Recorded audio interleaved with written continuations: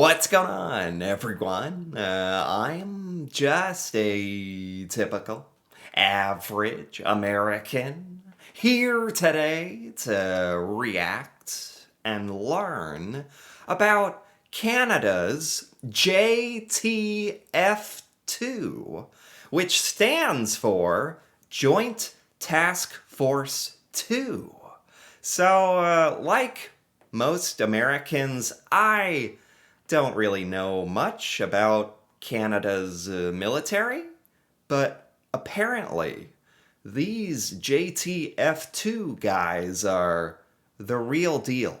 And it says here that they are Canada's elite special forces unit and are considered one of the best military units in the world. And I had no idea about this. So today, I really want to take a look at this and learn more about this JTF2. So let's take a look.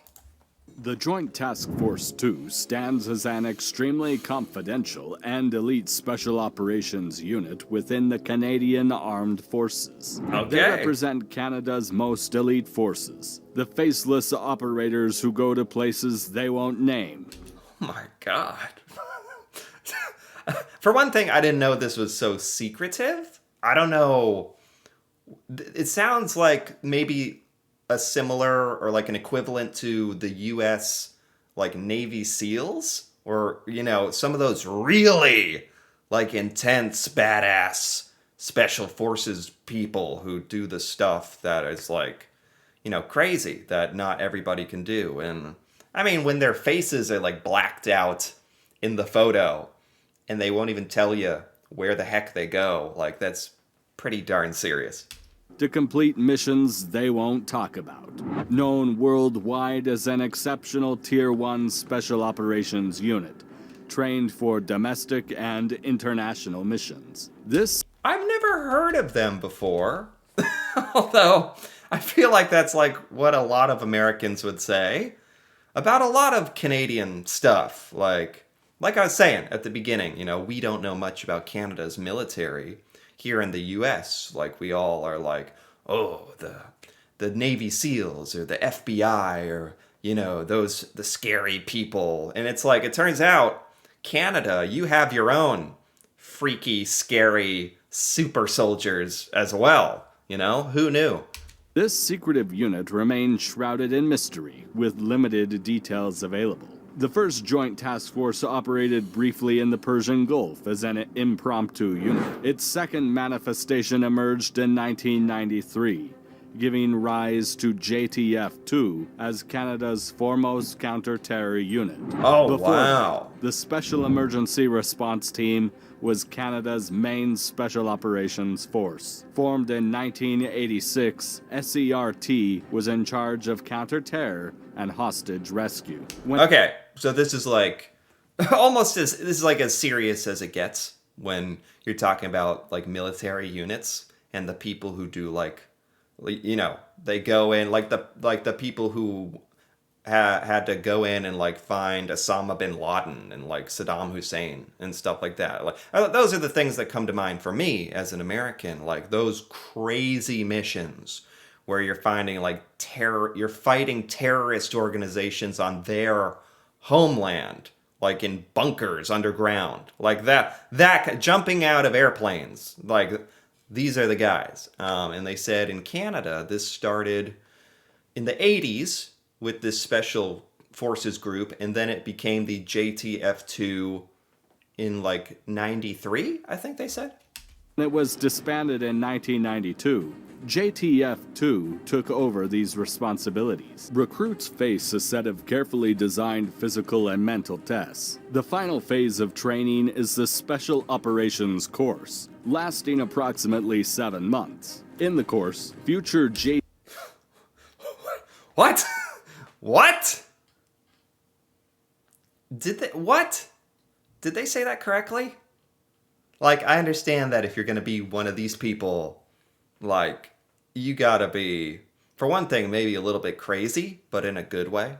Like, the kind of crazy, as in, like putting yourself in harm's way for other people, which shouldn't be crazy. You know, you ideally you want to do that, but you're basically fighting against every sense of human preservation that's built into your brain. If you're becoming one of these JTF2 people, like going off to fight terrorists, like, God bless you.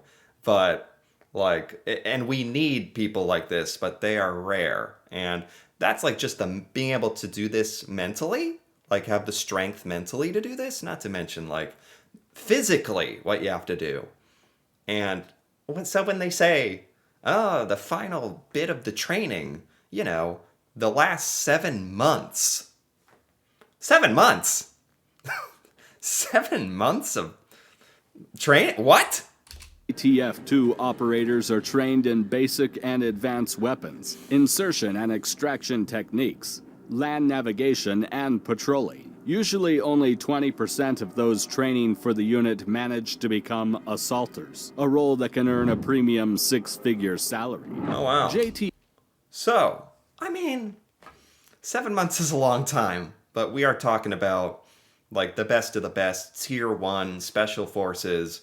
You gotta know everything about what you're doing. So, man, that's like, yeah, I've just never heard of like a military training going on for that long. Like, I'm sure you need lots of military experience before you probably apply to be something like this.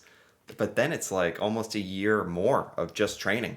JTF2 has about 300 members, with an average age of 30. The unit is led by a lieutenant colonel. The unit shares minimal information for a specific reason. JTF2 quietly contributed to security in the past years, being deployed within Canada twice. The first time was for the Vancouver Olympics, and the second was during the G8 and G20 summits. That makes sense, where like a bunch of world leaders are there. These guys, are the JTF2 like well known in Canada? Because they're certainly fly under the radar here in the US.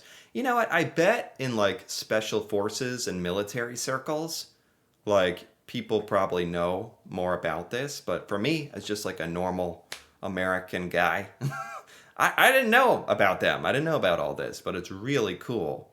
A little scary, but like I said, like exactly the kind of unit you want defending your country. And when the world leaders visit, and they said when like the Olympics were happening. Okay, so this is different than like the Mounties, the RCMP. That's like a mounted police force, because that's the other like sort of special military or police unit that I have heard of in Canada, the RCMP. And so this seems honestly to be much more extreme and probably exclusive. They said there's only like 300 of these guys. In both cases, the elite soldiers operated discreetly in areas around the events. JTF. Jeez. Did everyone know at the Vancouver Olympics these guys were watching you from the roof? JTF2 has also earned a reputation for its exceptional performance abroad. During the 1990s, the unit carried out missions in Bosnia, Rwanda, and Peru, focusing on the protection of Canadian politicians, diplomats, and fellow soldiers. These earlier operations now appear as a lead-up to the significant mission in Afghanistan in 2001. In 2000. Really? A lot of these missions, like, I wouldn't be surprised if they overlap with some of the stuff that the U.S. was doing, or if our special forces work with the Canadian special forces. That wouldn't surprise me at all. As part of Task Force K-Bar, Canadian forces teamed up with the U.S. and other allies. They carried out surveillance operations with the goal of capturing and eliminating insurgent leaders. After Canada took on the NATO mission to patrol Kandahar, JTF2 ramped up its operations. In 2008, General Rick Hillier, the Chief of Defense Staff at the time, praised Canadian Special Forces for playing a major role in disrupting insurgent factories. Yeah, I mean, now I know here in the US we don't give nearly enough credit to like the Canadian military. Um, I learned recently that we depend on Canada for so much intel and data for defending the United States, like from attacks and like all the help that you guys gave us with these different missions and hunting down terrorists and all that. Um, Canada doesn't get nearly enough credit here in the US, I swear. In November 1996, the Canadian Army deployed JTF2 as a protection unit to Congo. Their mission was to assist Canadian General Maurice Merrill in meeting with Okay. Rwandan-backed rebel leader Laurent Kabila. En route, the JTF2 convoys were also targeted by Congolese militias. In the same year, Joint Task God. Force 2 was sent to Haiti to provide guidance and training to the security forces of then-President René Préval.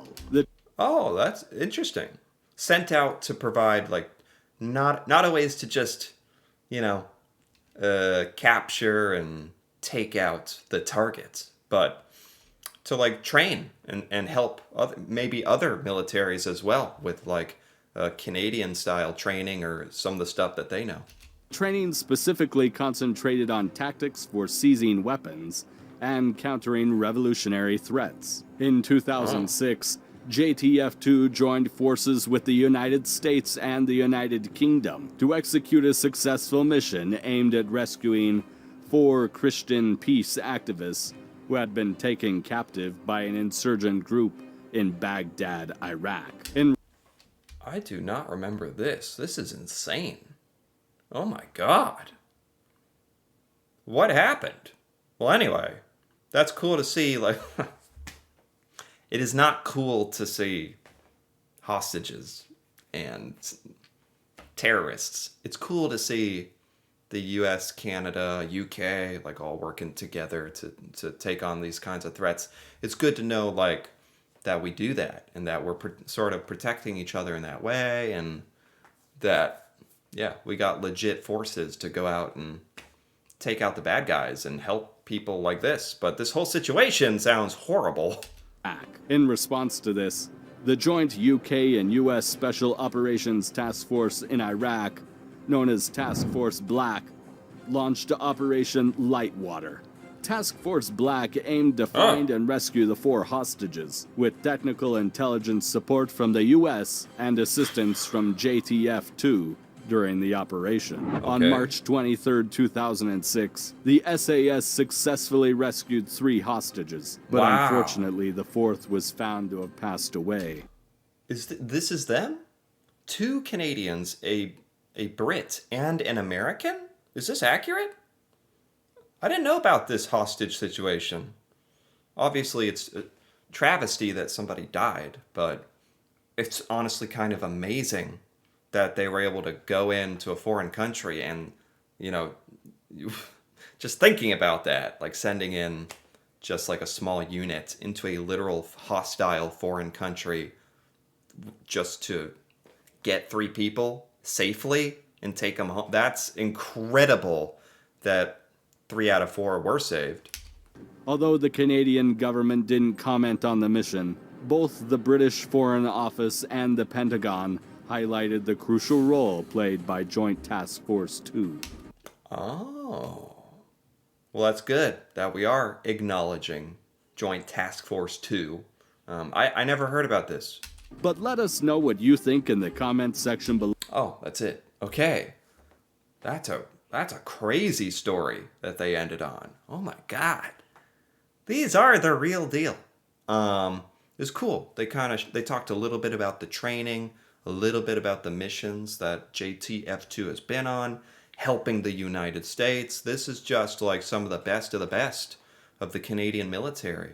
Yeah, I never heard of them, never seen them. So this was really cool. I think a lot of Americans would be pretty shocked at like the capabilities that Canada has with a lot of these military units. Like, it's really stuff, like, because as Americans, we're kind of focused on our own military power, and we're like, oh yeah, drunk with the power. And it's like, no, there's some pretty cool, like, other Canadian soldiers out there too. This is pretty cool.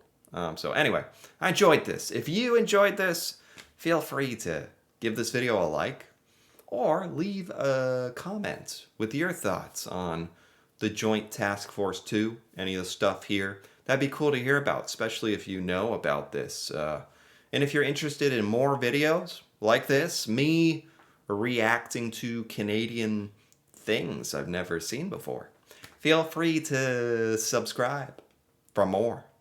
And until then, thanks for watching, and see you next time.